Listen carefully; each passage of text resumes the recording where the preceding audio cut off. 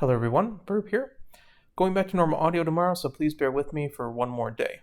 I've completed my lecture series on Aquarius Cup. I did a overview video that went over the track. I've done a sample build guide as well as a guide for each of the 4 different roles, including a frontrunner guide this time. This was brand new.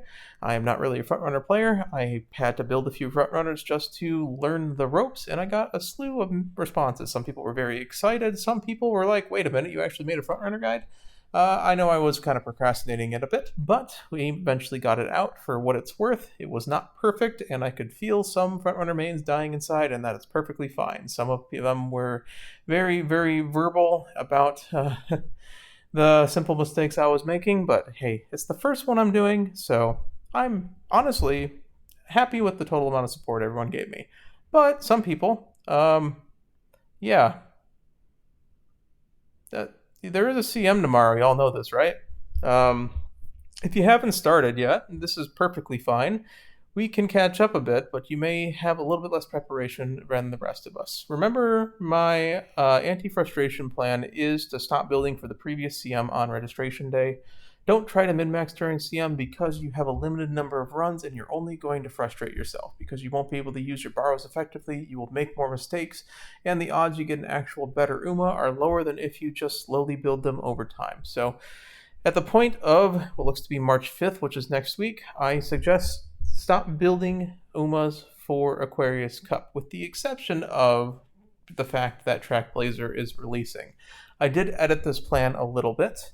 And my suggestion was instead to make sure you have 3 UMAs you are happy with and you are willing to run. So that basically anything that you make during the Trackblazer release, if it does end up overlapping with Aquarius Cup, it's still up in the air whether or not it will or not. It's essentially just a bonus at that point. So today we're going to talk about the Procrastinator's Guide to Aquarius Cup. We are starting from 0. What I'm going to do today is I'm going to speed run through what you need to know. There's not that much for this CM. It'll take me approximately 5 minutes at most. And then we are going to go through 5 characters with builds that are incredibly easy that should only take you about 3 to 5 runs apiece, or a singular pink spark proc if you are going for that. So if you need more than this, I suggest actually looking through the actual role guides and the overview guide. I understand it is about a 3-hour runtime from start to finish. Yeah, this will be about 10 minutes. So if you prefer, hey, this is sort of the condensed guide. This is the procrastinator's guide to it. You are certainly able to build for this CM if you start right now and you have 6 days. So let's begin. Just got to catch my breath real quick. So we are on the Tokyo 1600 dirt track. If you are a gambler or a pace chaser, use the stats above. If you are a front runner, use the stats below. I'd go through them in the original videos for the justifications, but these are minimum stats. If you're able to get more power or more wit, that is very good. But 601 is the threshold for stamina, so I would highly suggest that if you don't hit it, you're losing 2.5% speed. Your inherits, front runners, pretty much basically need Victoria Plancha and angling and scheming. Pace chasers are kind of in limbo right now because it just kind of depends how many frontrunners there are, and they don't have very good accelerations, but Give Mummy a Hug is a decent option, and VPP is a high roll option that does not work out very well because there is less downhill this time. Lates and ends will need Pump Iron. If you're going for the positional route, you can combo it with Marzensky's Red Shift. And then at the end, you should supplement with late race speed skills like Digiton or Oguri Cap or Symboli Rudolph at that point. You don't even need any of these if you just go and you use the actual timing-based accelerations. Everyone has access to forward march and lead the charge. They can be procced at any position, and they are a timing-based acceleration. Also, there is an uphill, so Highlander works. If you're running a power build, you can get Ig Power, or you can get it from parents, or you can get Ig Guts if you're running a Guts build. Nimble Navigator is okay. It doesn't proc very often, but when it does, it has very high upside. Frontrunners get Unrestrained as essentially a late proc high roll skill that works about half the time. Head-On is pretty much the only pace chaser option, so I would highly seek it out via parents. Late surgers have On Your Left, and end closers get Straightaway Spurt, which is a guaranteed acceleration. Late surgers will be the strongest if they actually hit, but they are very, very inconsistent. End closers and frontrunners have the guaranteed accelerations, you have angling and scheming, and you have straightaway spurt. You can run updrafters and furious feet on your actual backliners as well. These are the cards that you need to get them. Silent Suzuka Speed will have unrestrained. My Auto Top Gun has a 50-50 for head-on if you're able to get it, and then also the Nice Nature Wit or Dober SR has Slick Surge or on your left, and then your normal options of Hishi Amazon and Sweep Tosho SSR for the straightaway spurt if the characters don't have it in their kit.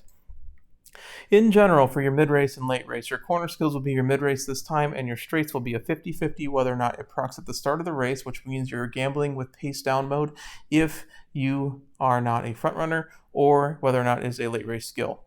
You basically need a singular mid-race and a singular late race pretty much no matter what. If you don't have a late race, you won't be strong enough to beat the front runners. If you don't have a mid-race, you will pretty much fall back into 9th at this point. So you need at least one of each, and then from there, mid-race is generally better than late race because you have the option of speed carryover. Speed carryover, the best timings for this course are the final corner skills, followed by the corner skills, followed by the ones that only say procs in the mid-race, and then finally the ones that have a condition like passing or target pass or overtake target that will most likely proc at the start of the race. That should be your hierarchy of which skills to buy. Notably, speed skills on uphills are bad, and acceleration skills in mid-race are not the greatest just because there is so many options for acceleration at this point. We're going to talk about characters. These are the 5 builds that I believe are pretty easy, and you may not own all of these, but I hope you own at least 1 or 2 of them because they will make your life a lot easier. Notably, I'm running a singular frontrunner here, a singular pace chaser, and 3 late surgers, one of which could also be built into the end closer position. The reason being, late surgers are by far the easiest role to build, and I highly suggest building them because they progressively get better, and even if you don't get an optimal build, you can still hit and win. Ends and fronts are the most consistent. Fronts are by far the strongest in my opinion, followed by end closers. Pace chasers and late surgers kind of have to hit, but front runners incredibly hard to build, and end closers are somewhat hard to build. There's very few characters that have stuff built in. If you're searching for spurt, you essentially are 50-50ing on a lot of stuff because it's pretty hard to run dirt characters in the end closer position. All right, let's begin. The only frontrunner I will really mention for the easy build is Smart Falcon. The reason being she comes with trending in the charts, which is your mid-race speed skill, so there's no real stuff you have to get besides the standard groundwork combo. If you're running a frontrunner, you already know how many things you need to get. She comes with half your prudent combo. She gives you more than the other frontrunners slightly, and this is sort of her track. That's really all it is. Every frontrunner is going to be hard to build. I just wanted a singular frontrunner. If you're making one and you have this character, she will be probably the easiest to build in my opinion. Summer Mario is probably the second easiest, but she just doesn't give you as much. Okay. I guess I'm not really a frontrunner player, but I would assume you want to build a speed wit deck with some sort of greens in it. So left-handed is on this one. You have your bourbon wit for your taking the lead. You have your unrestrained on your silent Suzuka. Most of these builds are going to be speed wit decks, and you basically put power and stamina sparks with the Rico to get your stamina to 601. That's because that is the most consistent build. You can go and run a skill monkey card right here. It is going to lower your consistency, and right now you just need to get passable Umas at this point. Oguri Cap, we have started the late surgers. Oguri Cap does not give you that much, but Triumphant Pulse is such a good skill in its late race that all you need to do is get your mid-race skills as well as get your acceleration options. What I suggest running is some sort of 3-speed 2-wit deck with power sparks and stamina sparks. You're basically getting on your left from here, and then you're trying to get either updrafters or forward march or Highlanders, something else, trying to get 3, if not 4 accelerations on Oguri Cap. If you're able to hit top speed, Triumphant Pulse will carry you in the late game, and then you are good. This is the hardest of the 3 late surgers to build because she doesn't give you much except for Nimble Navigator, and Nimble Navigator is not the greatest skill. The other 2 will be better than her in terms of ease of use, but Triumphant Pulse just has a higher high. El Condor of Fantasy has a lot of stuff that she gives you. Basically, Furious Feet is your mid-race skill. Sorry, Rising Dragon is your mid-race skill. Furious Feet is one of the late race acceleration options. So all you do is you race with this character so you can get 2 gold skills. She has Homestretch Haste for her late race speed skill. So she has mid-race speed, late race speed, and 1 acceleration options. You essentially, all you need to do is run Nice Nature Wit in your borrow slot if you don't have her, and get on your left with Updrafters, Furious Feet, and then basically hope that you're in 6, 7, 8, or 9. From there, standard Speed Wit gets a bunch of Power Sparks and some Stamina Sparks just to get to 601 with Rico. And hey, every single build is going to be a Speed Wit deck. Taiki Shuttle, Pace Chaser, notably, I should have mentioned this before, Kondo's Fury, if you actually get a pass that is later, it will basically give some acceleration as a high roll. It doesn't happen as often as the other ultimates, but it does actually work. I would say it's about a 25, so a 1 in 4 of just getting a bonus acceleration that is incredibly potent. Taiki Shuttle is our Pace Chaser option. The reason being, shooting for victory, even on earliest timing, gives you a small boost. So you're essentially kind of running an end closer with straightaway spurt, but in the Pace Chaser position, so you have less ground you have to make up.